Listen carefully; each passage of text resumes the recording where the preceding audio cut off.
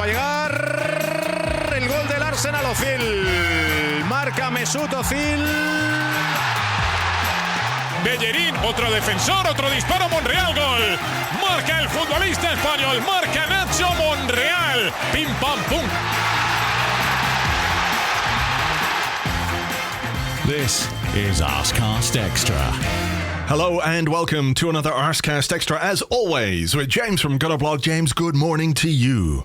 Good morning to you too, Andrew. How you doing today? I'm all right. Had a fairly chilled out weekend. You know, nothing too strange or startling. Watched the new Batman trailer. I do hope they tell us how Bruce Wayne came to be the Batman, because, you know, that's a story that it really feels like it needs to be told.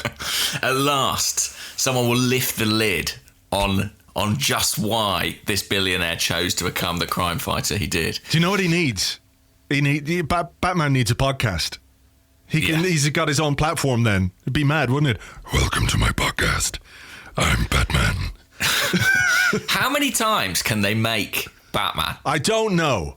I mean, there's a sort of revolving door of Batmen, from Michael Keaton to George Clooney to Ben Affleck. He was Batman for a while, wasn't he? Christian Bale. Now it's Robert Pattinson. I never watched Ben Affleck as Batman. I sort of managed to kind of close my eyes and ignore it. Yeah, I don't think I saw that one either. But it is amazing. Have you seen Colin Farrell in makeup as the Penguin? Yeah, I saw a picture of that yesterday.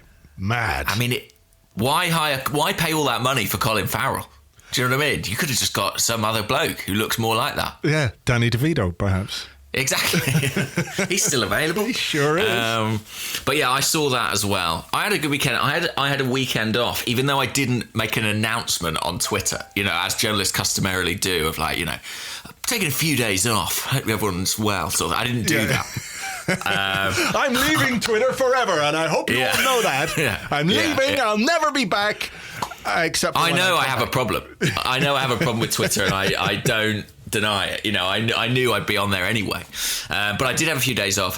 Yesterday I took my niece to a pig farm. She's like coming up for 2. Right. And it's when I say a pig farm, I don't mean they're like slaughtering pigs in front of you. I mean there's like little pigs there that you can pet. I thought that might be the case. You know, yeah. She has to learn about industrial farming. That will be her Batwoman origin story. Yeah. She become a pig lady or something. Yeah. But she was terrified nonetheless, even though it was just like cute little pigs. Yeah, it was really incredible. Like, you're allowed in the pens with them, and you get given a little brush to stroke them, and she was just hiding from these pigs the whole time. I guess when you're 2 foot high, a pig could look frightening, but it was an attempt at something nice that really backfired. Okay, well, look, you know, it's the thought that counts, you know. Yeah, exactly. When she's sort of traumatised by that, having therapy years and years on about being trapped with a pig inside a fenced, you know know how she deals with it? She goes on Batman's podcast. My guest today is Big Woman. I mean, I would fear for him doing that podcast. He'd have a really sore throat, wouldn't he, after doing that voice. If his podcast was as long as ours, he'd really start cracking at the end. Yeah. Just next episode. Yeah. Anyway. But anyway, good to see. Anyway, at long last, a Batman film. Yes. Our prayers have been answered. Thank goodness. That's nice. Must be nice having a couple of days off. I was just working it out the other day. I think I'm coming up on a year without a day off, which is quite something. So I might, before the season starts, try and take a couple of days off somewhere just to recharge my batteries a little bit more. But did you watch the Champions League final? Because I looked at the 2 teams involved, and I was just like, I can't be fucking arsed. I just cannot be arsed watching this. I mean, I was sort of all footballed out towards the end of the season, so a lot of the European stuff has gone past me. But, you know, the Champions League final is something that I've always watched, and in recent years there's been this sort of tradition with my brother and some friends, and we go and we watch the Champions League final in a bar. We've done that for years, and obviously you can't do that at the moment. Things are very different, but I just just wasn't interested. I mean, I did not want PSG to win. I wasn't, I was quite happy for Serge Gnabry and what have you, but Bayern Munich leave me cold, it has to be said. So they were the kind of least worst option in terms of how it went down, but I just couldn't be arsed. I actually watched a TV show about pigs being cooked. Right, okay. What was that called? It was called Ugly Delicious. Oh, yeah. I'm aware. It's good. It was an episode about barbecue and, how they do different types of barbecue in different parts of America and all that kind of stuff. But then it sort of went around the world and, it was an interesting program. But, Well, was it more interesting than the Champions League final? I don't know. I did watch it. I have been sort of engaged with it. I think it might be because in the absence of the Euros, which I was sort of expecting to happen this summer, it's felt a bit like a kind of international tournament, knockout games, all in one country, players who used to play for us that are good now. It's had a lot of those sort of hallmarks. But it was tricky. I was watching it with my brother last night, and at one point, I think my wife said to me, "Who do you want to win?"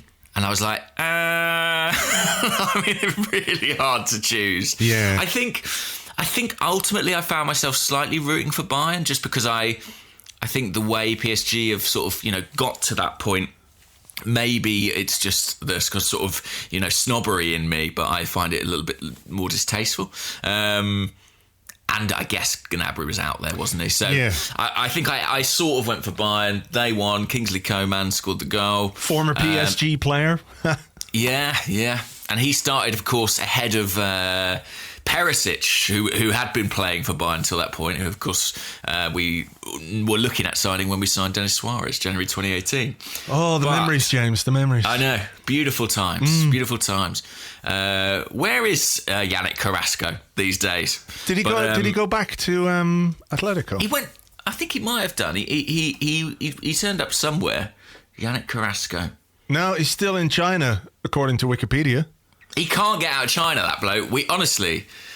Someone needs to help him out. He's been trying for years now. But it was a good game. It was one of those games where it was sort of two really good teams. I saw someone, and you'll forgive me, I forgot who, comparing it to kind of a couple of boxers sizing each other up in the early stages. Like it was all quite intelligent and quite tactical and very sort of cultured and European in that respect. But I think Bayern Munich are probably the best team in Europe, so probably right that they won it. I mean, the main observation from it is that BT Sports commentary situation is approaching crisis point, really. I mean, Steve McManaman is so... He has sort of inherited the Mark Lawrenson role of just being desperately unhappy about every single thing that's happening. I don't like it. It was very much... He was at that pitch, where it was kind of... Dogs' ears were pricking up, because there was something was going on. Yeah. And imagine him on the Batman podcast. Talk about a contrast in tones. Yeah, that's true. My guest today is Steve McManaman. Anyway. Maybe he's the perfect villain for a Batman movie because of that inherent contrast. The Squeaker. The Squeaker, that's what we call him, yeah? The Squeaker. A clue from the Squeaker. Listen, it was weird. BT were sort of in this odd position where they've kept apologising for it being quite a bad game. They kept saying, I'm sorry, it's not been the goal fest we expected in the Champions League final. But it was a decent enough match. And Bayern won. Yeah, as if goals are the only interesting thing about football matches. Yeah, which they weren't at all. I mean, we got to see Neymar cry. What could be more interesting than that? But no, it was a pretty interesting match. I mean, nevertheless, if that sort of puts a full stop on last season, as it were, it is mad to me that we are now in the week where Arsenal's season kind of begins with the Community Shield. Yeah, it's mental. We'll come to that a bit later on because we got some questions about that. I saw someone tweet yesterday that Lewandowski was 30 when the season began and he's now 32. Is that real? Wow. Can that be possible? real? I guess it is possible. Yeah. When's his birthday? His birthday, the 21st of August. Oh, that's the same birthday as my brother. So there you go. The same is true of your brother. He's aged 2 years in the course of this season. Wow, crazy stuff. Crazy. So we had a question. I'll just do this one because it's here. Henry, who's at Dial Square King, said, did you notice the Arsenal post on Instagram saying the club is so proud of Gnabry for winning the Champions League? Should we be proud that he left us and won the Champions League with a different club? How do you feel about that? I mean, I think it's nice for him, and he seems like a really good guy, Serge Gnabry, and you know his North London, his red tweets, etc., etc. He hasn't forgotten his Arsenal schooling in any way.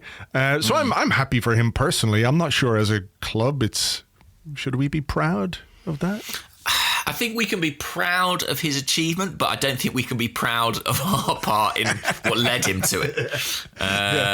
Certainly, congratulations, Serge Gnabry, on your Champions League win. Enormous regret expressed on our part would have been a more appropriate social media post. We're hugely proud of the way we mismanaged your loan period at West Brom and Tony Pulis, but it made you the man you are today, actually. It forged you from steel. And I think we should have got a statement from our club with a sort of long apology, an explanation of what had gone on. Oh my goodness. Anyway, look, so that's the season over. And our season, as you said, at long fucking last, and our season is going to begin. But we do have a question about that, so we'll save it for part 2. But I suppose the big story of the weekend was the departure of Freddie Ljungberg as one of Mikel Arteta's assistant coaches. Were you surprised? I can't say that I was particularly surprised by this, given that I think he was always going to stay when Arteta came in, at least until the end of the season. I think it would have been really weird for Arteta to come in and dispense with, a coach who'd stood in when we needed him, when Unai Emery departed, and held the fort until Arteta was appointed. But it does feel like probably a reasonable time for this to happen. It's off season. We can prepare. We can, bring in new coaches if that's what we're going to be doing. And for Freddie, it means he can go at a time where there might be jobs available, and he's not leaving anyone in the lurch. No, that's it. And I don't think this departure is kind of linked to, some of the other departures we've seen for the club recently in terms of COVID or restructuring or anything like that.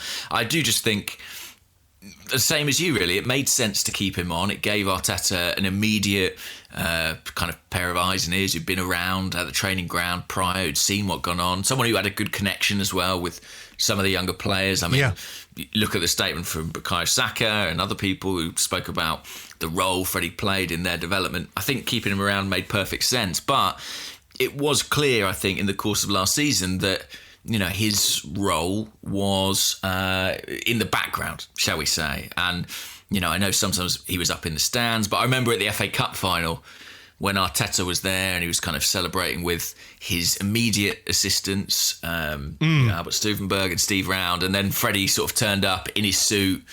He looked separate. He looked separate. He looked, a little bit removed from that team, and he wants to go and be a manager. So he's got to take the plunge at some point. It just feels like a natural parting of the ways, and one where, quite unusually in football, thus far, everyone seems to have fairly good things to say about everyone else, It seems to be a recurring theme at Arsenal over the last couple of weeks, but there you go. No, I mean, look, Freddie is a legend of the club, and I think everybody would wish him well wherever he goes, and he made a contribution to this season. When we needed someone to step in, he was there, and it was really hard, wasn't it, not to feel sorry for him during that period where he had literally no staff to work with. He had Per Mertesacker, who's the academy manager, alongside him, and goalkeeping coach Sal Bibbo, who also left, I believe, over the weekend. So again, probably that kind of timing thing was a part of that. But he took over a team that was in an absolute mess. I always remember, I can't remember which game it was, but I remember his reaction to some of our defending at one point was just to sort of hold his hands to his head and look aghast at what he had seen, as if he just could not believe professional footballers had done what he'd just seen them doing. So it was one of the images of the season for me, that. It was, and I'm sort of glad for Freddie that he didn't kind of have to stay in that caretaker role much longer. You know, at one point there were conversations about could this be until the end of the season, and I don't think that would have... Sorry, I'm just choking here. That's okay. Getting choked up thinking about Freddie leaving. I don't think that would have been especially healthy for anybody concerned, and I think that, you know, he didn't have enough support, certainly in his time, but it also was a huge job for someone who is relatively inexperienced as a coach. So I think, you know, he's got an exciting future, and I wish him all the best. And I don't think it precludes him maybe one day coming back to Arsenal in another role. Who knows? He's got such a great affinity with the club. Well, yeah, look, he's going to go out on his own, hopefully, and get a managerial job. He was linked with AIK in Sweden over the last few weeks, but that went somewhere else. I mean, just sort of continuing on the theme, because there is a new coach who has been appointed, and Elroy Figueiredo says, "Good morning, gents. Would like to hear from you guys about the new backroom setup and the changes taking place, if possible." I you know, it's hard to go into detail because we're just beginning to see what's happening. I think, you know, Arteta, having had 9 months at the club, more or less now, and coming to the end of a season, is the time for him to make some decisions about some of the staff that he's got around. And he has been clear, hasn't he, that you know, when it comes to improving things at Arsenal, his view is much more than simply the first team. He wants everything to be as good as it can be. Yeah, I must say, when you asked that question, I thought you were saying that Elroy Figueiredo had joined the coaching staff, and I was desperately panicking, thinking, who is this exciting, exotic coach? I've never heard of them. I'm going to have to really fudge my way through this. Look, the set pieces coach is genuinely an interesting development, isn't it? I mean, I feel like we say this a lot at Arsenal, but they need to be good. Yes. They need to be really good. But at least it sort of shows that Arteta recognises a weakness, not just in his team, but maybe potentially in what he himself brings. You know, maybe that's not his strength or his speciality, and he's prepared to delegate in that situation. And I think what's really interesting about appointing a set pieces coach is that we should be able to see sort of some evidence of that relatively swiftly. You know, you'd think that that's something that will affect our approach at those dead balls pretty quickly. So it's going to be really fascinating to watch. You know, over that first few games, because I believe he's already started a couple of days ago at Arsenal, kind of what we do differently and how much improvement it makes. Yeah, I mean, we did have something like that under Emery, didn't we? Juan Carlos Caicedo was the... It was clearly his area. Yeah. Yeah, well, I don't know. We'll wait and see what happens, and I suppose the evidence of that will play out in front of us over the coming weeks. It's a big thing in football now, isn't it? It's that sort of specialist coaching. It's sort of come over from particularly the NFL. Liverpool were widely mocked, I believe, for appointing a throw-in coach or something like that last season. But why not? Look, if you can get 1 or 2% advantage, I mean, how often do you look at a team who have a throw in whose options are limited, so you just kind of chuck the ball down the line and hope for the best? You know, if you can improve that, you improve your possession. Yeah, exactly, your retention of possession and things like that. So, you know, I suspect we might see more developments like that. Whether we're going to get more in the background at Arsenal, I don't know. Have you heard anything? Are there more changes planned? I have a suspicion that there might be a few more things happening. Yeah, I mean, there's talk about an analyst arriving. There's talk about a physio arriving to replace a couple of the guys who've gone. Yeah, I mean, that's worth pointing out, isn't it? Because the Chris Morgan, who is was the first team physio, left to go back to Liverpool. So yes, and the rehab coach Tim Parham has also gone. So, you know, there is a bit of a gap there, and there's been talk about the Brazilian guy from PSG, Bruno Mazziotti, I think his name is, who is very well regarded as far as I have managed to ascertain thus far.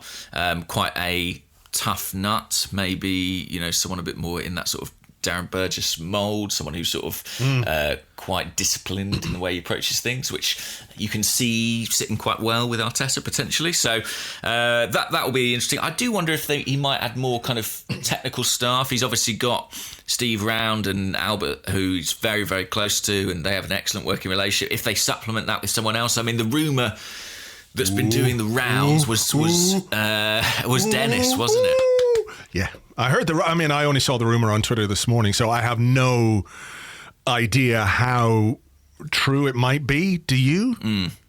I have to say I don't know anything about it. It's not something I'd heard until I saw elsewhere. I'd be a little bit surprised and happy to admit I'm wrong if it doesn't happen, but I just feel like, I don't know. There's in a positive sense, but there is a kind of emotional baggage around Dennis that I wonder if Arteta would want to bring in. I don't know. Yeah, it's just my perception. I think he's spoken, hasn't he, about wanting to work with the young players.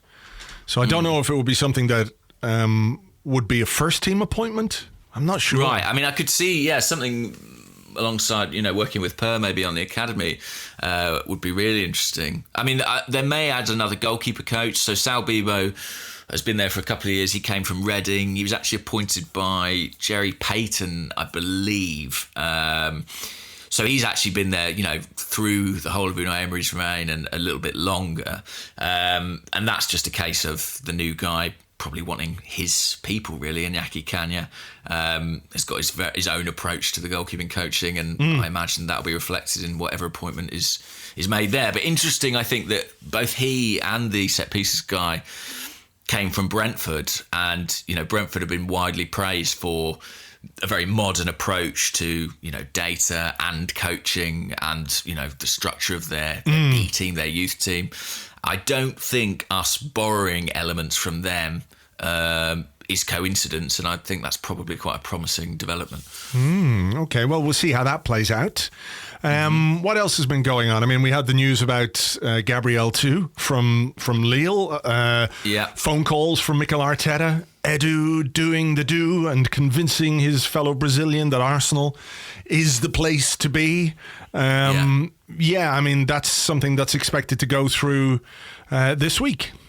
Yeah, everything seems agreed on that. And, there was competition for his signature, principally Napoli, who always seem to be going for the same players as us. I don't know what that's about, but Pepe and Tierney and a couple of others, I recall, it was sort of, he must decide between Arsenal and Napoli. Was it Napoli who signed Higuain in the summer that we were supposed to be signing him? Yeah. It was. I don't know what that indicates. Maybe we kind of have similar relative standing across the two leagues. I don't know. Potentially. But, Everton were in for Gabriel in a big way as well. And there was talk about Manchester United. I'm not sure how serious that was. They have a tendency to kind of get in touch at the last minute and be like, what's going on here? As far as I can tell, they sort of ring on the last second. Are you going to Arsenal? Okay. I'll just check in about that. Yeah. Thanks. It's like walking down the street. What are you guys queuing for here? That's exactly it. Yeah. What's happening? Ed Woodward going around asking people what they're queuing for, basically. What's at the top of the queue there? I'll just stand here, see what happens. I'll just wait in the queue and see. It seems interesting. But listen, I think that's a good signing, right? We all wanted a centre half. And we have gone out and got one, despite our inability thus far to get rid of one. Which I mean, that's kind of going to be a bit of a problem because they're piling up like old cars in a junkyard, aren't they?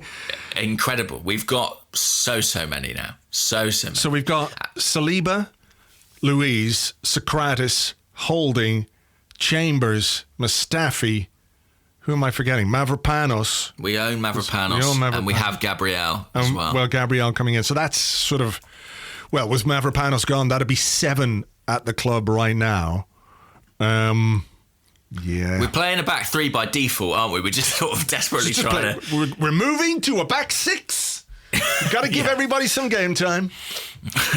4 centre halves and 2 fullbacks. I mean, try. I'll give it a whirl. But I think, that is a good signing, though. He's in the right age bracket. It's not an astronomical amount of money. It's sort of the sort of signing that you look at and think, that's kind of the sort of deal Arsenal probably should be trying to do. 23, experienced in playing in one of Europe's, decent leagues. On the radar for the Brazilian national squad. I think it makes a lot of sense. It does make me think. It does make me sort of query Pablo Mari a little bit. Yes, me too. Not that you can't have two left-footed centre-backs. I forgot to include him in our list of centre-backs. Well, there you go. So. Does that tell its own story? Well, but I only say that in that I know that Gabriel was someone Arsenal were very aware of and had watched a lot and were interested in last Christmas, and they did Pablo Mari. I think partly because of the structure of the deal, they were able to kind of loan him with certain financial obligations and lots of coughing around it. Yeah, sorry. But nonetheless, it is interesting to go, I will go and get Gabriel as well. And look, maybe they'll both play every game, but I'm not so sure. Yeah, it's weird because, I know we've talked about this before, but you don't see two left-footed centre-halves playing. You might, if you've got a back three, you could have one in the middle and one on the left-hand side of it, but it's really rare to see two left-footed central defenders play together. Also, I find it hard to imagine a back three kind of without David Luiz in it, and I think part of the advantage of the back three is that you can sort of hide Luiz in there because he gives you so much else on the ball. And I don't think Gabriel or Mari can match that. It'll be really interesting to see. I mean, they've got a couple of questions about the composition of a central defence, so maybe we'll leave that for part two. But all in all, that looks to me like a solid acquisition. We've said that so many times about centre-backs in the past, but... So there have been some other interesting little links as well to midfielders. There was a story about how we have made a bid for Owa. The pirate footballer himself, joining the Arsenal, and on the Batman podcast. Very interesting player. And I saw a story over the weekend, which I suspect is complete and utter bullshit, but obviously would be rather nice if it were true. A story linking us to Thiago from Bayern Munich. Thiago Alcantara. That would be fun. For sure. Yeah, what a good player he is. And he is seemingly leaving Bayern. Liverpool, by the way, these coughs are not to indicate anything bad. That's just natural cough. I feel like we need to distinguish now. But mine were natural. Definitely not. But Liverpool seemingly the front runners there. I mean, that is a signing that, it falls into the kind of Willian on a lot of money for, at the wrong end of his career. But I just have to hold my hands up and say I would like to watch Thiago play for Arsenal. I am guilty as far as that's concerned. Yeah, but you look at the profile of midfielder that we're after. Did we have a question on this? I think we might have, so I might as well just do it here if I can find it. It comes from Dom, who's at Dom C0801, and he says, if you were in charge of Arsenal's transfers and you could only sign one type of midfielder, would you sign a Thomas Partey midfielder or a Hassem Aouar type midfielder? I think Aouar's skill set are more in demand at Arsenal personally. It's a good question because it depends on who goes, I think. I mean, it also depends on what happens with Dani Ceballos because, if you look at Partey, he's someone who you imagine be playing a little bit deeper in the midfield or, someone who could help form the base there alongside a Ceballos or a Xhaka. But if you've lost Ceballos, you might need someone in there, next to Xhaka or instead of Xhaka, especially because the futures of Guendouzi and Torreira are not exactly certain. So even though I sort of instinctively go, creativity, we need creativity, I also think the other end of the midfield could do with a bit of work too. So it's really, really hard to say. I mean, someone who could do both would be really nice. Or, one of each would be good, I suppose. But from a purely aesthetic point of view, I would prefer an Owa kind of player. than Partey, just in terms of what they can deliver on the ball, you know. But I think there's room for both, to be honest, in that midfield, and certainly the midfield is the key area. I mean, if we've made our defensive signing, and I think it will be a defensive signing, the focus now has to turn to the middle of the park, doesn't it? Because those situations need to be sorted out with Torreira, with Guendouzi, with Ceballos, if he's coming back or if he's not. You know, if you bring in Oa, for example, do you need Ceballos? Or can you even afford to do Ceballos? The other side of that is, like, after a season, he'd be fairly well settled, Ceballos. So I don't know. It doesn't sound like there's much going on between Arsenal and Real Madrid at the moment, but then, you know, these things can turn pretty quickly. Yeah. Yeah, it's. I mean, there's room for all these players in the midfield, but there's almost certainly not room for them in the budget. And I mean, we had a question about this, but I might get it up now because I feel like it's pretty relevant. Okay. Let me have a little look. Where is it? It's from Scott McMurdo on Twitter, and Scott said, "Are you guys worried at the lack of noise / rumours regarding players that we all think will be on the move? Guendouzi, Torreira, Kolasinac, etc. Any concerns on leaving it too late in the window, especially if this is to fund incoming players?" Yeah, we had a couple of questions like that on the Discord as well, from Wallan and Serenity, basically asking the same thing. Are you worried about the lack of outgoings? I'm not worried yet, because I recognise that, you know, the market is a strange one. I was going to say it's only just open, but it opened on July 27th, so it's been open a month now. It doesn't feel to me like a lot has happened, though. Does it? No. I mean, you know, maybe I'm just sort of blind to what's going on, but it doesn't feel like there have been any significant moves, or a quantity of moves, I should say. I know some clubs have made signings and what have you, but it doesn't feel like the market has really got going yet, does it? Not hugely so, and maybe that's partly because some of the big hitters have still been engaged in competition until last night. But it does alarm me a little bit. Not alarm, it worries me a little bit. Just because I do think that Arsenal do need to move players on for what I would call the sort of next phase of their transfer business. It feels like they've got Willian in, they've got Gabriel in. I think to get the kind of quality of central midfield player we're talking about here, they've got to be pretty confident that someone's going to go, I would think. Yeah. From a budgetary perspective. And I don't know. It doesn't fit. Say, like, the most saleable asset we have is someone like Matteo Guendouzi. It doesn't feel like people are battering down the door for him. You know, it feels like he's being sort of offered to every club in Europe in a part exchange deal. And so far, no one's bitten. Yeah. Yeah, I mean, that's true. But I wonder if, you know, when a player like Guendouzi, where it's really well known that he is surplus to requirements, or Arsenal want to get rid of him for whatever reason, the stuff that's gone on behind the scenes, if you're a club who's potentially interested in him, you know, there's the balance between, you're not in a hurry. There's the balance between, like, okay, let's get the deal done because it's a deal that we can do or would like to do, and maybe we can get it done before another club comes in, or you just wait, you sit and you sit and you sit, and the closer it gets to deadline day, the less wiggle room Arsenal have when it comes to negotiating. If they really want to get rid of him, you know, they're going to have to perhaps take whatever the hell is on offer. So I think quite a lot of the outgoings will happen late in the window, and from that point of view, it may well also have an impact on some of the incomings. Because, you know, if you bring in players who are very obviously replacements for other people, you have that same situation with Guendouzi, don't you? Where you just don't have any real leverage when it comes to negotiations. Yeah, it's a delicate thing. I mean, I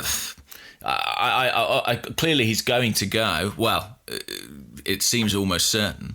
But I suppose as Arsene Wenger always used to say, there are always three parties involved, and it's got to be right for everyone.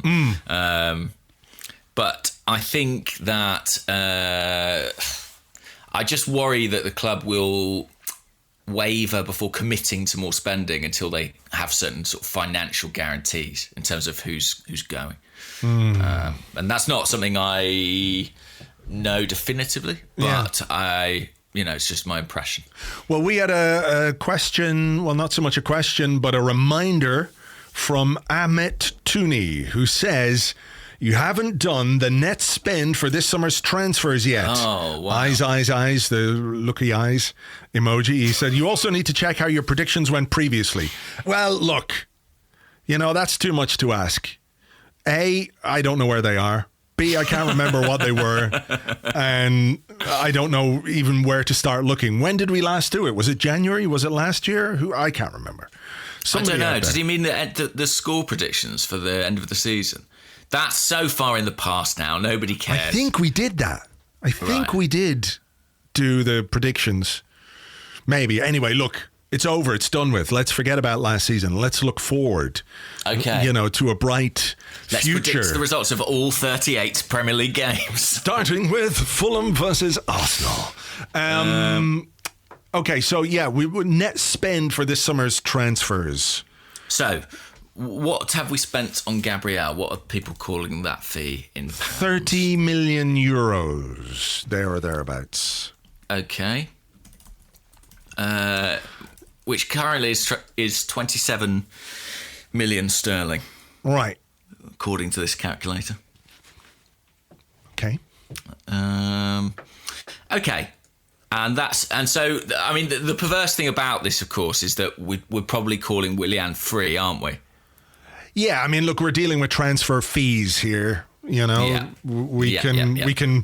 do the free thing with regards to Willian, if you like. Perhaps some coughing, maybe, if you'd like to. Okay. I don't mind. A tickly throat. Yeah, a tickly throat. Yeah, free. But look, it is. So we're dealing only in transfer fees here. So how much? Come on, how much do you think Arsenal are going to spend, and how much do you think Arsenal will recoup? Okay, I think Arsenal will recoup.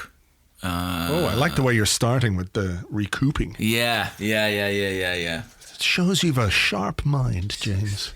You think differently. Well, I think because it sort of determines for me how much they can spend. I think they'll recoup.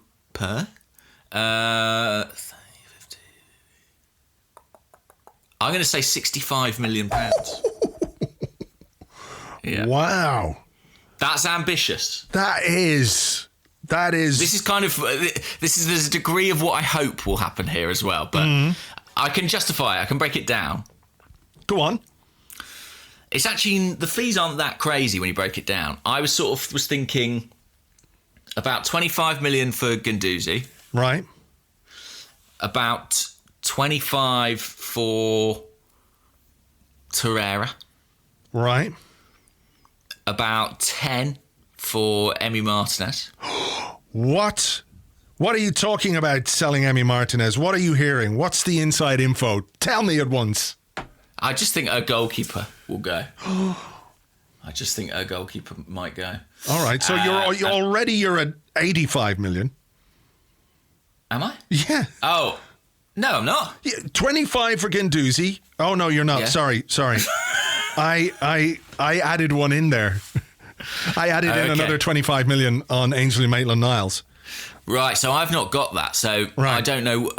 Again, this is pure speculation. I just am thinking maybe, I don't know, there'll be a late change of heart or something. Okay. And then I'm thinking like 5 million on like somebody. Like Rob Holding? In my head, it's Rob Holding. Yeah. In my head, it's Rob Holding. I know that doesn't sound a lot, but that's what I'm saying is that gives me... See, that's what I'm saying. That sounded a lot, 65, but none of those fees are exorbitant, I would say. That's true. I'd want and more maybe Torreira stays and Maitland-Niles goes or something like that. I'd want more than 10 million for Emi Martinez, I have to say. So would I. Yeah. But don't know if we'd get it. But what about you? So then incomings, by the way, this is where it gets exciting. Well, that is your... Oh, sorry. Yeah. That's incoming funds. You're talking about incoming players. Incoming players. You're mixing it all up here, man. Jesus. 40. I'm going to say that Arsenal will spend 70 million quid. Okay. So that's on top two of midfielders, basically. 2 midfielders. Okay, I'm going to say... So that would leave them with a net spend of, 32 or something in fees. Is that right? Well, no, you said they'd recoup 65 million and then spend 70 million, and that's 5 million. That's a net spend of 5 million. Yeah, but they also bought Gabriel. But you weren't including that. You're talking about another 70 million on top of the 30 million. Or the 27 million. Yeah. So your total spend is going to be like, whatever that is, 97 million pounds. Correct. Right. Ooh, okay. I reckon... I reckon we'll spend 80 million in total. Right. And we'll recoup, I think 20, 25, 65. I reckon we'll recoup probably about 70. I'm thinking. Because I thought what you said sounded like a lot, and then when you laid it out, if you are going to sell Guendouzi, if you are going to sell Maitland-Niles, which seems to be the case, Torreira, Holding could go between those three easily. Yeah, Holding could go, Chambers could go. You could see that stack up. So I'm going to say 70 there. But I do wonder if we're going to be miles off, because there could be a lot of swap deals involved in what happens. Yeah, I mean, what I'm thinking is in theory, that all sounds good, but I mean, actually finding buyers, even at those levels, I don't think will be particularly easy. And we don't have a sense. I mean, someone said to me yesterday, players are moving for 20 to 30% less than expected thus far. Okay. But listen, I mean, I think what we can ascertain from that, other than that I'm not very good at maths, is that there is fluidity potentially in this Arsenal squad. Yeah, true. True. There are cash assets that we could chivvy along. Yeah. So, I mean, there are decisions that can be made, I think, as we've said previously, about pretty much all the players. There are very few of them who are completely untransferable, or, that we simply have to keep. I think you've got to listen to offers for everybody, pretty much everybody. So it'll be interesting to see if some offers are made for players we don't necessarily want to go. We didn't mention Lacazette as a potential departure either. He's certainly somebody who's been linked with a move away.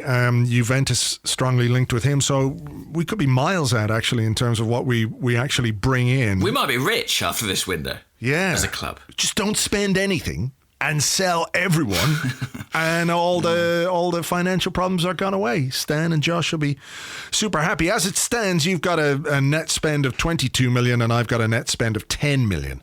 So we'll see how wide of the mark we are. Yeah, I mean, I think, well, who knows? Maybe 22 million even in this market is too much. Because the other thing is you've got to factor in things like, Willian's salary, potentially Aubameyang's salary, the inability to move on Mesut Ozil. So there are lots of different factors to consider that will affect things. But I think there'll be more movement, should we put it like that, between now and the end of the window, for sure. They've got a lot to do, don't they? They've got a lot of work to do. They probably need to hire some people, workload, spread it out a bit, get a bit of help in, a few interns, maybe. All right, will we leave it there for part one? Yes. Okay. Let's leave it there. We'll be back with your questions and more in part two right after this.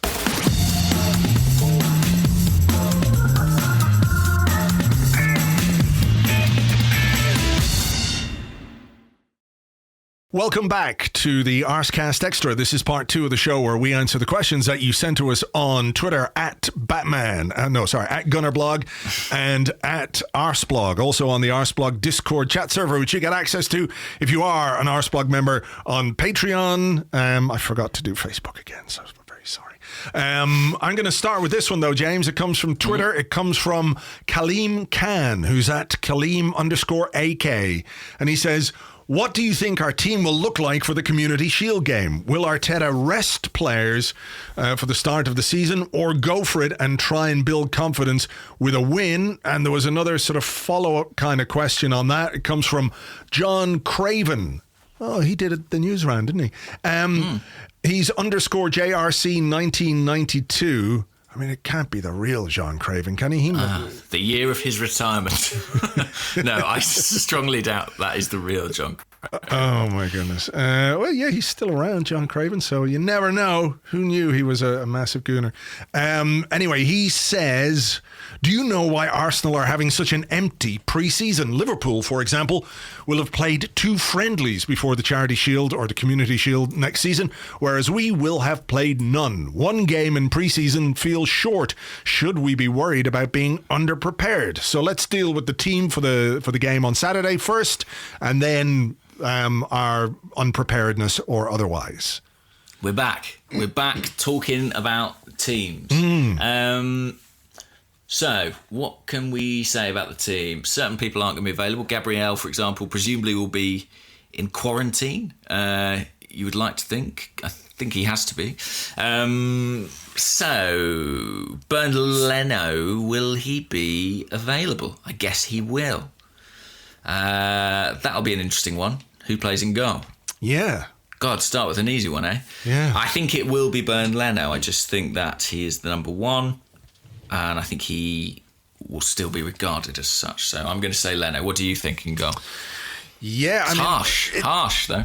It is maybe, but I mean, I wonder what the state of play is, you know, for the senior players who are coming back. They've, I think, been back since the weekend, getting their, you know, various checks and tests and all that kind of stuff. And pre-season training begins officially today, something like that. I'm not 100% sure, but it doesn't feel like there's been a massive break since the end of the season. It was August the 1st, obviously, was the FA Cup final, so players go away and they have a little bit of time away and everything else. I mean, what about the players who've been away and on holidays and things like that? I mean, did they have to isolate or quarantine, or would they have been given permission? Depends where they've been. Does it depend where they've been or where they come back from? Because... Well, that's a good question, because there's all sorts of stories about Premier League footballers crossing borders to fly home from other places to make their lives easier. I think the official return to training was Saturday, the 22nd. Right. So, or at least that's when they certainly had to report back. So, which gives them just a week until the Community Shield. I mean, I think this Community Shield, maybe more so than any other Community Shield in history, will have that friendly feel, you know? Yeah, I mean, it's... I'd say it's probably a game we could do without, to be honest. Yeah. You know, this could have been a weekend where we might have played a behind closed doors friendly against, you know, a Brentford or a team like that. You know, having to play Liverpool at Wembley in what some people regard as a competitive game, but obviously it isn't. It's kind of annoying for Arteta to have to do his preparations in such a public manner. You know? Kind of, yeah. I mean, I think he you know, there are obviously, or there is a need to start playing games and to get some match fitness into the legs. So I don't know that anybody is going to play more than 45 minutes. No, so maybe it's moot about the goalkeepers. But I think I'll go with Leno for the sake of argument. In defence, what have we got? Well, what haven't we got in defence, James? I mean, we've got so many fucking defenders. David Luiz, I imagine, will play. I'm going to say that... Looking to concede his first penalty of the new season? Yes, of course. Get off to a flying start. I'm going to say Saliba will play. Ooh, a debut. Nice. To make up for him missing the French Cup final, he will have the honour of partaking in the Community Shield. And I'm going to say, as the third centre-half... Ooh, we're going with a back three. I see. I think so. I'm going to say... Well, I mean, who's it going to be? Because, like, Mustafi's injured. Saliba's going to play on the right, I would say, of three, and then Louise will play in the centre. I mean, it could be Tierney. I think it could be Tierney as the left-sided centre-back. That's what I think it'll be at the back. What do you think it'll be at the back? Don't care. Right? Could not give a fuck about this game. Like, I really don't. I mean, look, it'll be on and I'll watch it and things like that. But, I just feel like it's a training game. And what if we win, though? Oh, it's a trophy. 100%. Yeah. Cool. First trophy of the new season. Yeah, of course. 3 trophies. 3. 2 for 2 for Arteta in finals. Yeah, exactly. I'll just be holding up the 2 fingers. 2 major honours. 2 major honours. I mean, I'm looking forward to it. I think I don't expect to learn a great deal from it. No, I'm looking forward to hearing from Arteta because we haven't really heard from him in the last few weeks for obvious reasons. I'm sort of looking forward to hearing from him this week to sort of get an idea of what he's thinking and what he's planning and you know, what we do with the squad that we have for Saturday might be quite telling because, you know, if Holding is going to leave, maybe he won't be in the squad. Or, you know, if Chambers is not ready, well, he's coming back from his injury.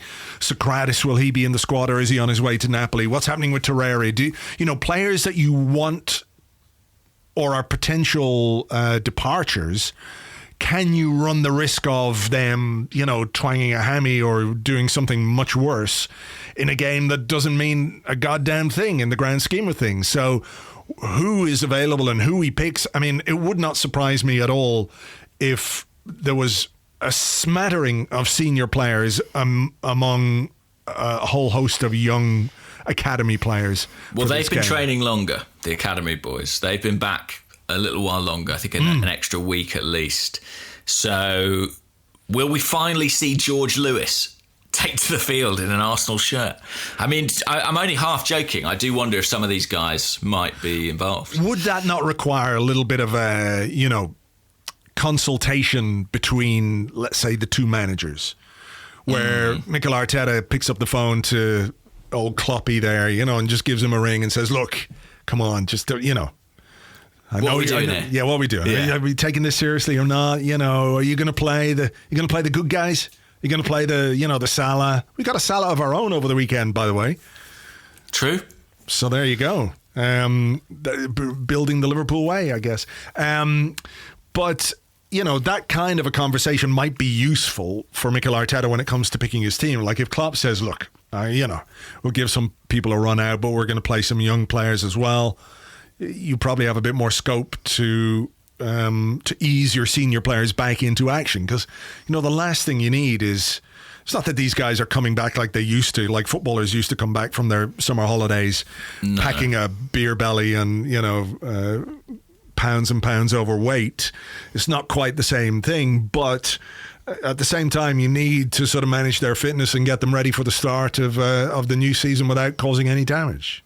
Yeah, and look, assessments will be made on all those players in the coming days. So it is almost impossible to pick a team. But for the 10 people who care, I will finish it. Oh yeah, you do that because I can't be arsed.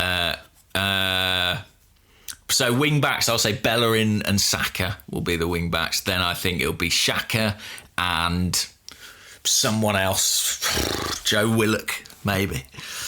Don't forget we've got Emile Smith-Rowe. He'll be back with us this season, and potentially somebody who could become part of our midfield conversations. You know, I know we're talking about Guendouzi going and Torreira going, and there are question marks in other areas too, and players that we've got to bring in. But maybe Smith-Rowe might be somebody who, I don't know quite what the plan is. That's why I'm curious to hear from Mikel Arteta about some of these things. You know, he did very well at Huddersfield. Was that enough? Was that enough playing time, enough development for him to be considered somebody who, you know, might play something of a Joe Willock role next season for us? Yeah, I don't know. It could be. I think he'll go with front 3 that played in the cup final: Pepe, Aubameyang, Lacazette. But like you say, there's Smith-Rowe, there's Willian. Maybe he will go with the back 4 and try and get an extra creative midfielder in there.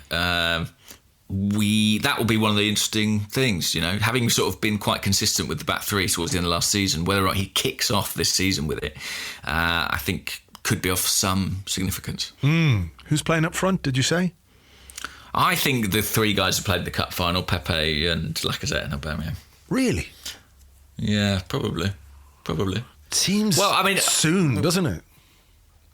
I guess, but what else are you going to... who else are they going to put out? Genuinely, it's sort of, Don't know. It's a weird... Really, it's a strange... Aubameyang is such an athlete that I sort of think he'll be fine. I sort of imagine he turns up on day one just ready to play 38 games. Yeah. But yeah, it is a really odd one, and hopefully we can make an absolute shed load of changes and no one has to actually play 90 minutes. Yeah. Let's have this question, because I mentioned it in part one, but we didn't get to it. Jan Zurovsky on Twitter says, many fans are hugely excited, and rightly so, with the prospect of Saliba and Gabriel's partnership at the centre of Arsenal's defence. How soon will they actually start together, though? Saliba is a big talent, but still only 19. Gabriel has a 14-day quarantine to go through. So how much do you think we'll see of them as a duo next year? Right. Good question. I don't know. It feels like, if Gabriel arrives and we've brought in Saliba, projecting forward and putting my most optimistic hat on when it comes to the future development of these two players, it's the kind of central defensive partnership that would make you excited because of the, what it might signify in terms of the way we're going to build a team and the profiles of the players. These are big, athletic, mobile, modern central defenders, in terms of their physicality. How they perform on the ball is something we'll wait and see. But I don't quite know how much we'll see of them straight away. But it feels a little bit to me like if we're buying a left-footed player like Gabriel, and we've brought in Saliba and hopes are high for him, it just feels like the kind of partnership that would work together. Hopefully, ideally. It doesn't always. You have to wait and see how these players fare together. What looks like a good partnership on paper sometimes doesn't quite work. The last really good central defensive partnership that we had was Koscielny and Mertesacker. And that's some time ago now. So it's something that we've really needed for quite a while. So yeah, look, I'm hopeful. I'm optimistic, but cautiously so, because I think we have to be realistic as well about, what Saliba can do in his first season in England, and he needs time to develop as a player and a person as well. So it's trying to temper your excitement at what they might be versus what they might need to become that, if that makes sense. Yeah, I think I would sort of feel confident saying that maybe by the end of the season that might be what we're looking at as a central defensive partnership. But I don't think we necessarily will be in the early months of the season. I actually think it's probably Saliba of the two, even though he's maybe the more heralded arrival, who will probably need a bit more time just because of his age. Gabriel has played more football. He's several years older. I think he will come in almost immediately, is my impression. I think Saliba might be introduced a little bit more gradually than that. But it is encouraging to have two young centre-halves with considerable pedigree, to pin our hopes on. That is a positive step for sure. Yeah. Okay. My question, which I should have in front of me here, shouldn't I? Where is it? Okay, yeah, it comes from W Campo 33 on the Discord, and he says, "Hi guys, quick question about age as it relates to football players. For example, Willian and Aubameyang. Excuse me. We're seeing pro athletes in other sports extend careers longer and longer. 20 years ago, the thought of Roger Federer still being at the top of the game at almost 40 would be laughable. Do you think that with today's training programs and better understanding of how to take care of your body, we'll see players play longer at peak levels?" I think it's possible. But then I think that oftentimes the people who get cited in these situations are outliers. So people might be like, look at Jamie Vardy. But it's like, that's just Jamie Vardy. Yeah. You know? Or Roger Federer. Yeah, Roger Federer is still playing at 40, but he's Roger Federer. I think that there are exceptional people who, can sort of surpass those expectations, but I wouldn't be confident to say it's a trend yet.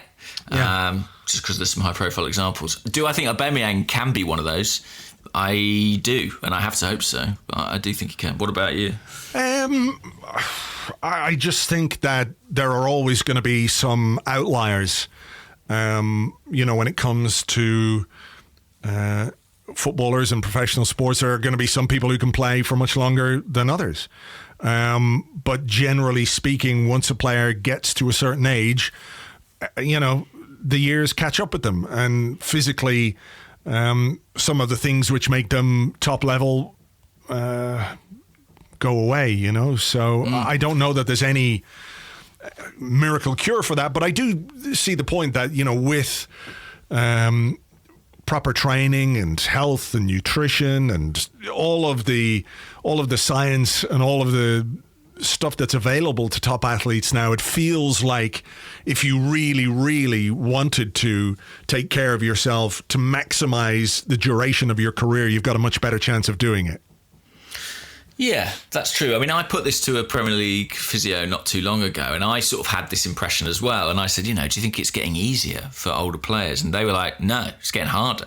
They were like, the game is more athletic and more driven towards people in their youth, in their prime. And so keeping pace with that is maybe more difficult.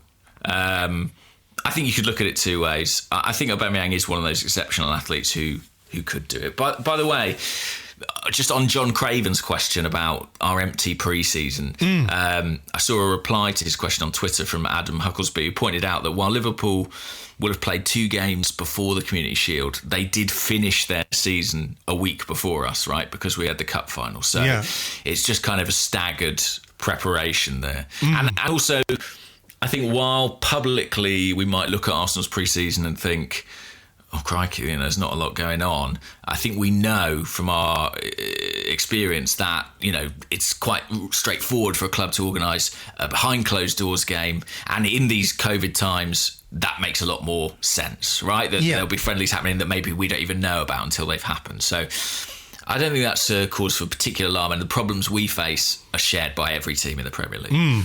Okay. At least. All right. I think it's your question. Oh, right, okay, yeah. So let's have this one. You sounded like a car. This one is... have you seen that commentary on Armand Traore's run in the Europa League? The Spanish guy doing the car. The Spanish guy he's commentating and then he just gives up and just does a motorbike or carnal. It's great. More of that. BT Sport, more of that, please. More sound effects, less McManaman. I think that's what we want. Please, that would be good. Get the dude from the Police Academy movies. The guy who used to do all the sound effects. Yeah, that'd be great. Yeah. I once introduced him at a gig. I brought him on stage. Really? Yeah. Wow. In London. Very odd, very surreal. Lots of Police Academy fans there. But he went on and did noises. Fair play to him. They that's are what he really does. good noises. You know what you're going to get from him? It's noises. There was a guy at the back who sort of was insistent that he wasn't doing it, that someone was just sort of playing sound effects out of the speakers and he was just kind of miming into the mic. That seems like a much more complicated way of doing it. That's very true, yeah. It requires so much subterfuge and organisation. So this question is from a man whose name is spelt in Russian lettering, so I cannot pronounce it, but his Twitter handle is @DVVG Podcast. And they say, I've got a feeling that Arsenal are becoming more and more Brazilian. Do you have such feelings? Does it concern you? Do I have a feeling? I mean, look, we've got... And does it concern you, Andrew? No. I mean, it doesn't concern me. I mean, there is Martinelli, there's Luiz, there's Willian, there's Edu. But then, we were... this physio. Yeah, the physio. But then, there's a lot of English guys there. There's, some Spanish there. There used to be a load of French guys. So, I think clubs go through little phases of bringing in players from certain countries and what have you. But no, it doesn't concern. Should it concern me? Should it, James? I don't think so. Okay. Brazilians are nice, aren't they? I mean, Arseblog's own Tim Stillman married one. So there you go. I think we're okay with Brazilians. I think it's potentially a good thing, to have a little. I mean, if it keeps people happy, South Americans haven't always settled brilliantly at Arsenal and in England, and having a little bit of a community helps. It helped. Edu when he was here as a player, that Gilberto was here at the same time, and things like that. I just think it's it's natural, and Willian comes from clubs like Shakhtar and Chelsea, which fostered that sort of little Brazilian enclave, and having a little bit of that in North London, if it helps us get the next big talent that comes out of Brazil, then so be it. Don't we already have him? Yeah, that's true. Thank goodness Willian joined on a free. Yeah, I was going to say, just checking. By the way, I feel like I must comment on this, because I don't know if you've seen, while we've been talking on Twitter, an Arsenal fan claims that they have Gabriel on a traffic camera near Luton,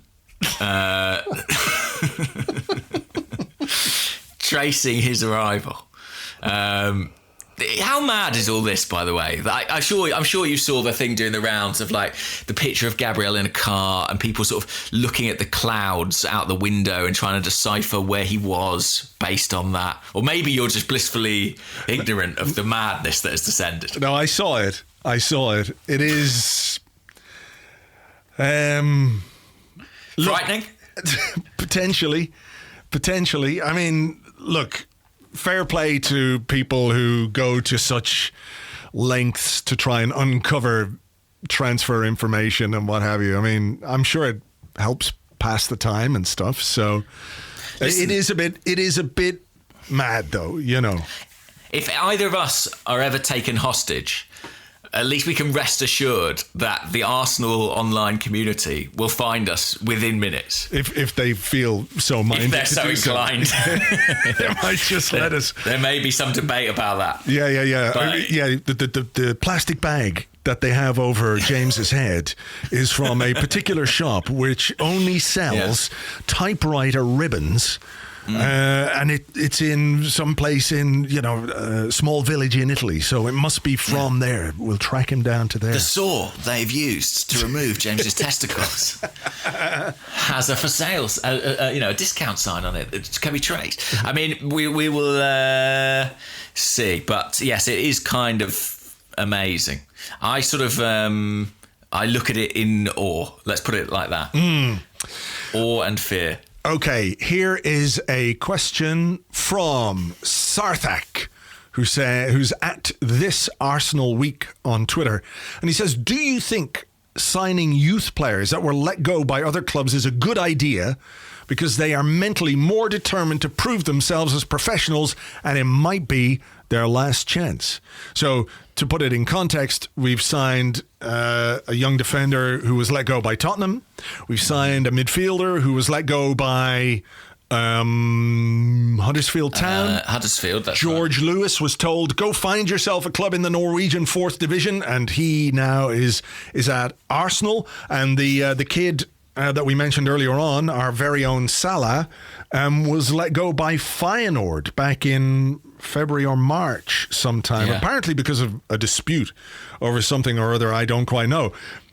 So we are kind of, hustling around in a I'm going to say a strange way, but we're looking for players who have been told by other clubs, no, it's not happening for you here. Are we hoping to sort of uncover a rough diamond? A diamond in the rough. I think there's a few things happening here. So one is, I think the main one is that a lot of our good academy players have gone out on loan, or they're in the first team. So the under-23s in particular, ahead of next season, were looking a little bit depleted. And so bringing in players who, you know, are in that age bracket helps that side be a bit more competitive and gives a platform to the guys you really want to work on the development of. I also think there's an element of trying to get deals done. It's very boring, but basically related to Brexit in terms of sort of shifting the scouting profile away from players under 18, because it will be illegal for us to sign players from Europe who are under 18 after December. So we are looking at, you know, we've sort of refocused our efforts on the kind of 18 to 21 age group, which these players I think are within. And I think also it's just a bit of a gamble. And to be honest, I sort of can't really see how it will cost Arsenal a great deal if they lose, you know? I mean, do you think, or are you aware of this, you know, becoming... I mean, if you brought in one player like that, you might say, okay, you know, we see an opportunity here, or we've seen this player in the past. He's played against us at youth level. They're letting him go. Well, let's give him a shot. Give him a shot and see what he's like. If you do one of those, you go, okay, you know, it's just a bit of a gamble. You see what happens. But when it becomes part of a strategy, it seems like it's a clear idea being implemented. I mean, that must have been a conversation that they had, you know, at academy level. Yeah, well, they dispensed with, long before they dispensed with the first team scouting group, they did that with the academy, and Steve Morrow and his team were moved on. And that was part of this sort of initiative, which, as far as I understand it, Per Mertesacker has been pretty directly involved with and leading to kind of change the approach to recruitment that Arsenal were taking at that level. It is clearly part of a strategy. It's going to be a really interesting one, because some of these players, like you say, are real surprises that they've turned up at Arsenal. You know, the guy we took from Spurs, Dinzei, he was released from Tottenham. It's not like we wrested him from him particularly. The boy would come in from Huddersfield, Akinola, he was without a club. He was actually signed without a trial, just on the back of video analysis. So it is unusual, and it is a step in a new direction. It's funny, I mentioned Brentford earlier. It's something that they have done really, really successfully. You know, they've kind of put together a ragtag group of young players and put them out in a B team model, effectively. And quite a few of them have graduated to their first team. And even if they don't, they sell them on and make a bit of money. I mean, these guys will be signing sort of 2-year contracts. If after a year they're no good, but you can suddenly get a few $100,000 for them, that's fine as well. So, like I say, my position is that I sort of think Arsenal don't really have a huge amount to lose. And I think it is also just a consequence of having sort of creamed the crop off the current academy lot, as it were. If they're good, they're probably in the first team squad at this point. Yeah. Fair play. What about... Okay, well, this is, again, on the academy. De Nerona says...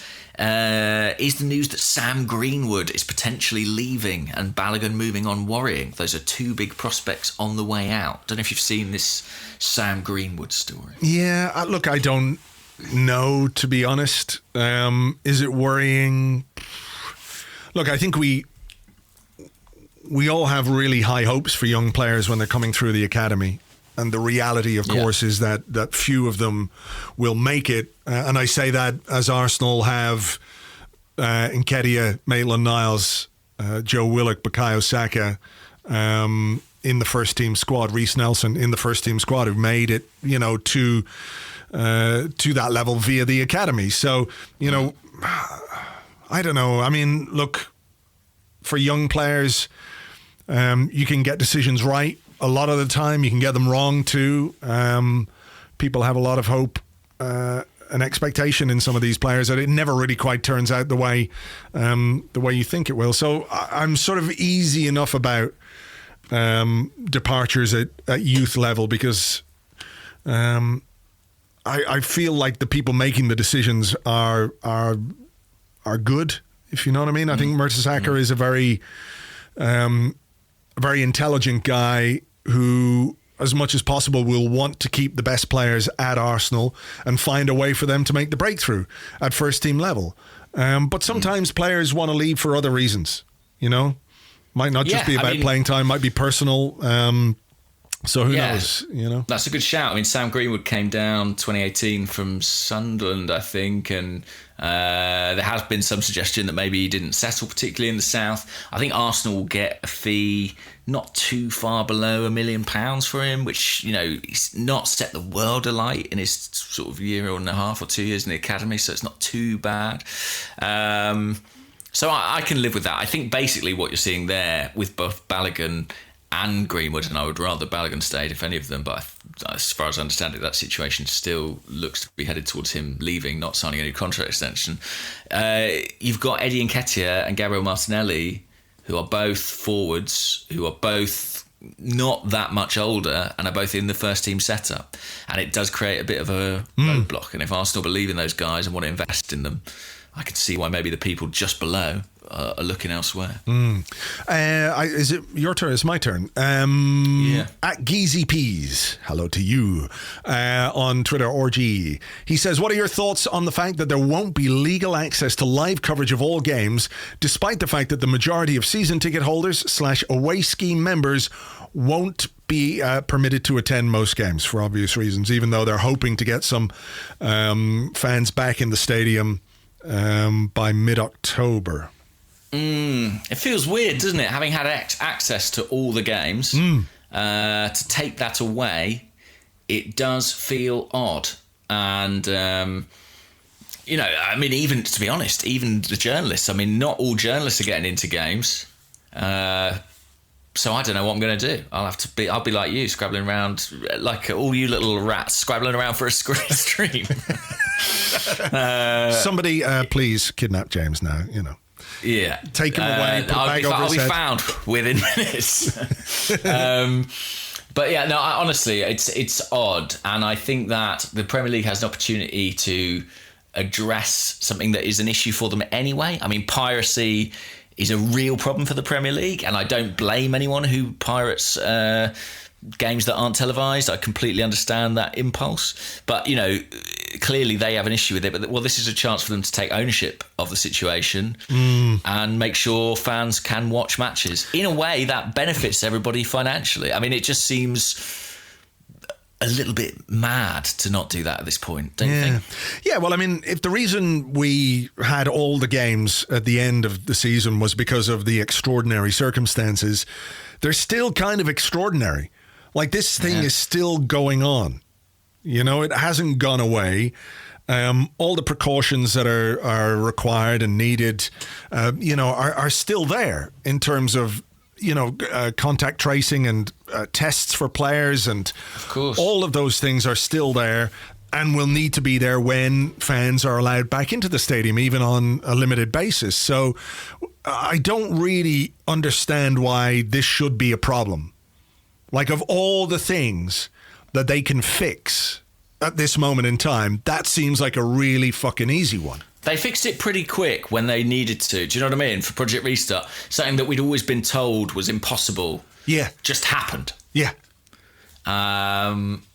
So why not do that again? I guess it's to do with contracts and, blah, blah, blah. But it is really frustrating. And it's going to be weird, right? When games... I mean, how do you feel about sort of games being partially attended anyway? That's going to be quite odd in its own way. Having sort of got used to the empty stadiums, like, 3 men and his dog being in there will feel strange, I suspect. I guess so. I mean, how do they... I presume that this is something not just Arsenal are going to have to deal with, but every club. Like, how do they decide? Is it a sort of rota that, like, one home game, this... I don't know how many percent of our season ticket holders will be allowed in. So so if it's this 30%, then the next game it's the other 30%. So do you do it on a rotating basis? How exactly they're going to implement that, I don't know. What are the deal going to be with seating? Where are people going to sit? How are you going to maintain social distancing? All of these things, like even turnstiles. Even getting in, are people going to have to wear masks? They're very enclosed little spaces, aren't they? When you come in through the turnstile, you put your ticket in and in you go. You have to push the thing. Are you allowed to touch the thing? if you touch the thing and somebody else touches it after, you know, I don't know. So it is going to be odd. All of it's going to be odd. But yeah, I mean, I would suspect going to a game in those early days of sort of trialling fans in stadiums, it's probably not going to be the relaxed, fun experience you might associate it with. But the people I feel most for are, those who won't be at those games, who won't be able to see them. That is... feels very, very strange given where we have been with that. Yeah, I think there are going to be some details this week in terms of how it's all going to work. Right. So we'll probably get some kind of a statement from the club. So there, okay. Is it your turn or my turn? It's your turn, I think. Maybe it's my turn. Okay, let me have a little look. I had a question here. While you're looking for it, I noticed this one on the Discord from Gagan J, just in reference to what we were talking about earlier. He says, have you ever looked at a cloud in someone's photo and thought, that looks like a cloud that floated past my house earlier? I haven't, but I'm starting to now as a consequence of all this stuff. I enjoyed this question from Charlie.Young on the Discord, and Charlie said, "Goodly morning, gents. If either of you were signing for a new team, what would you want your announcement video to look or sound like?" What would I want it to look or sound like? I would refuse to do an announcement video. Really? Yeah. I'd say, I'm here to play football, not act in your fucking bullshit videos. That's what I would say. So you're saying you wouldn't play the piano? I definitely wouldn't play the piano. For sure, unlike some people. I would do the Laurent Koscielny. I'd have my old kit on. Let's say my Arseblog kit. And then I'd pull that off and reveal my, Arsenal Vision podcast kit underneath. And then I would pull that off. And then the camera would zoom out and I would just be fully naked. And then I'd run away. And that would be the video. That would be pretty amazing. I think to really make that video, you would need to be wearing a pair of Wellington boots or something, because I think that would just add to the comedy effect of your ever decreasing arse getting smaller and smaller in the distance as you run away. I think that would just do. Wobbling away in the distance. Yeah, that would be my. That would be a true unveiling video. I will have unveiled everything I had to offer the club. Could jump out of a cake like a stripper or something like that. Maybe I'd do that one. That would be good.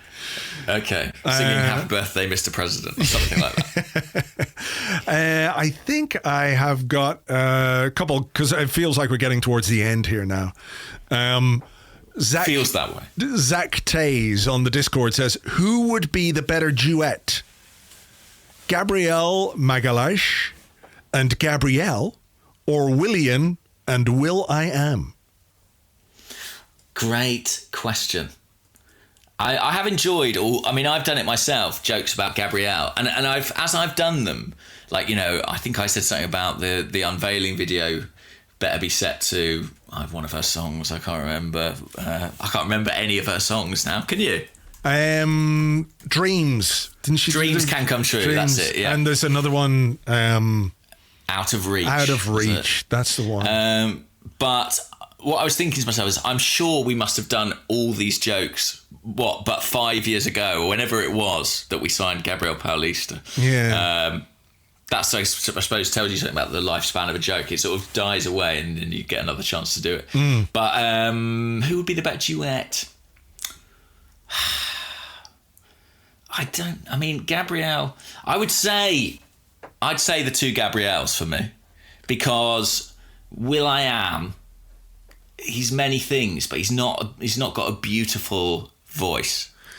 So I feel like the harmonies on that end are going to struggle, whereas I feel like Gabrielle, vocally, she can do a lot of the heavy lifting. Yeah. And the Brazilians are a musical. They like the rhythm. People. That's samba so I'm rhythm. Sure Magalhaes, or whatever his name is, can carry a tune along with it. Yeah, and also I think we have to, if we're talking about this, recognise that Will I Am was involved in perhaps one of the greatest crimes against music ever to be committed.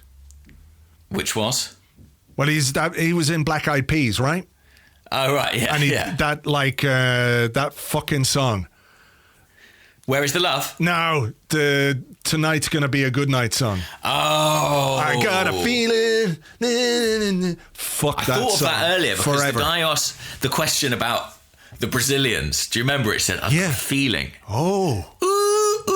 That there are too many Brazilians in Arsenal. Yeah, and it made me think of that. That is a infuriating song. Yeah, fuck that song. So, unfortunately, for Willian and Will I Am... Do you think that could be the chant for Willian?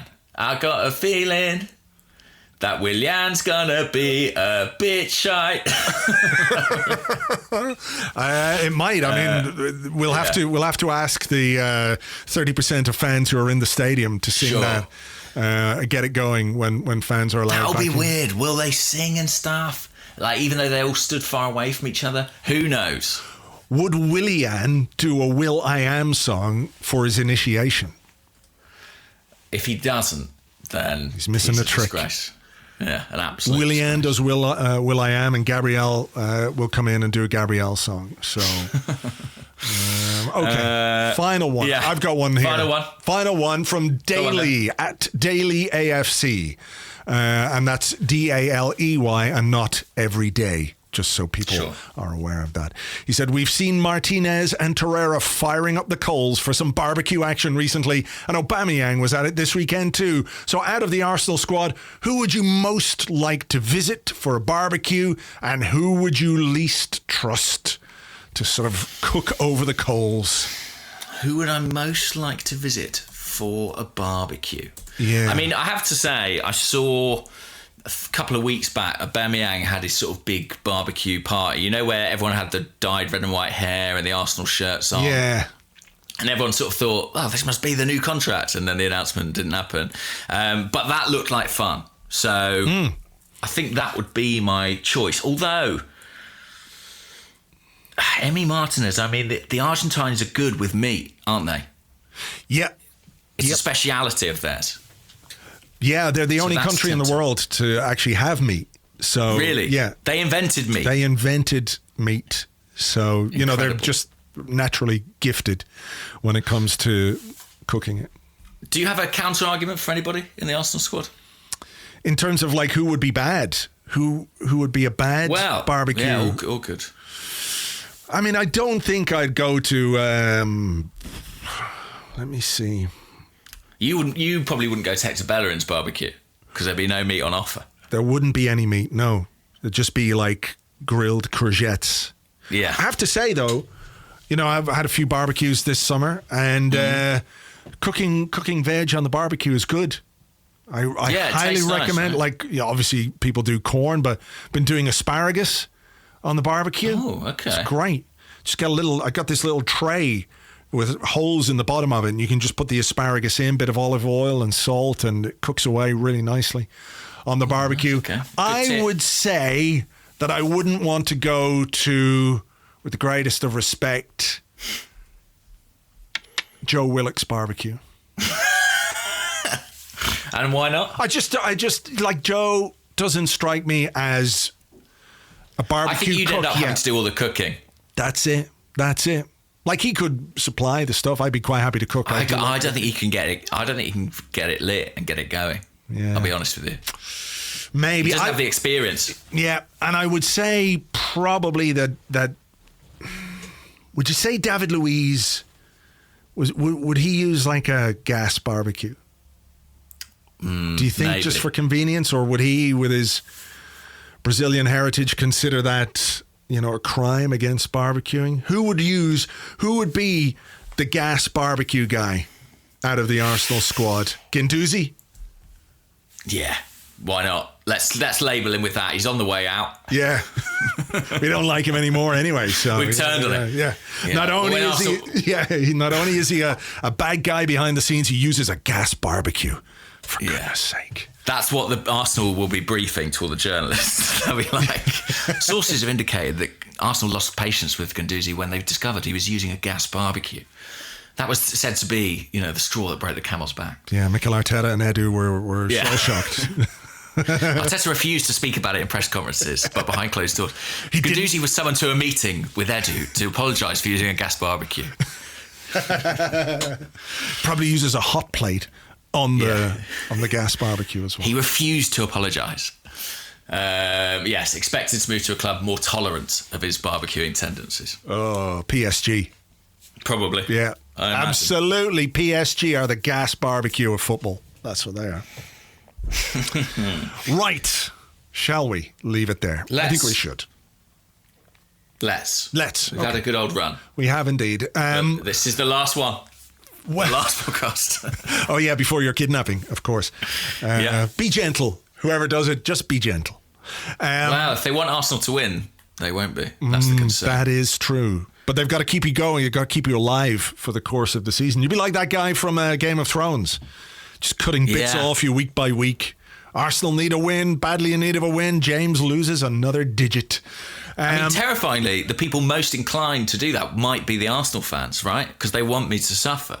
And who's going to find me if these, spy Arsenal fans hide me? We're in big trouble. Big trouble. Okay, well, look, take care out there, James. I'll try. Put some wing mirrors on your shoulders. My face. Yeah, just attach them to each shoulder and have them in front of you so you can see if anyone's coming up behind you. That's a good idea. Yeah, if you see, if you're walking along and a guy needs help with his van, just don't help him. All right. Yeah. I'll be careful. On the mean streets of Muswell Hill. Yeah, we have got a Community Shield coming up this weekend, so we'll preview that on the Arsecast on Friday. We'll have another transfer pod on Patreon this week as well. So as always, thank you indeed for being here. Thanks for listening, subscribing, and all that. And we'll catch you on the next one. Bye-bye.